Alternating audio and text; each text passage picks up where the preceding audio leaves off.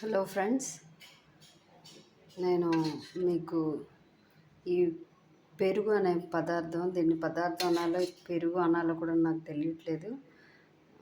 Subscribers అందరికీ, అంటే యూట్యూబ్లో ఉన్న వ్యూయర్స్ అందరికీ ఒకసారి చూపించాలి అని ఇది నేను చూపించాలని అనుకుంటున్నాను.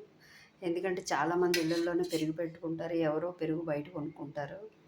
అలా ఇంట్లోనే పాలు కొని పెరుగు పెట్టుకునే వాళ్ళకి నేను ఇది చూపిద్దాం. ఒకసారి చూసే ఉంటారు, ఆల్రెడీ ఎవరో పెట్టే ఉంటారు.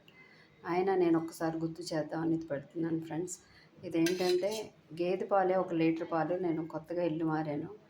అక్కడ పై ఇంటి వాళ్ళు తీసుకుని వాళ్ళ దగ్గర 1 లీటర్ పాలు తీసుకొని నేను పెరుగు తోడు పెట్టడం జరిగింది. పెరుగు తోడు పెట్టిన తర్వాత వేసుకుందామని తీసేటప్పుడు పైనేమో గట్టిగా ఉంది. సరే తీసి వేసుకుని ఇంకా స్పూన్తో తీస్తూ ఉంటే ఇలాగే వస్తుంది ఫ్రెండ్స్. మీరు ఒక్కసారి ఎవరైనా గేదె పాలు వాడేవాళ్ళు ఉంటే ఒకసారి పెరుగు పెట్టి ఆ తర్వాత పిల్లలకి ఇవ్వండి. ఎందుకంటే ఇలాంటి మిస్టేక్స్ ఒకసారి అయితే పర్లేదు, రోజు పిల్లలు తింటే హెల్త్ ఎన్నో ప్రాబ్లమ్స్ వస్తాయి. మీరందరూ ఒకసారి చూసి లైక్ చేస్తారని.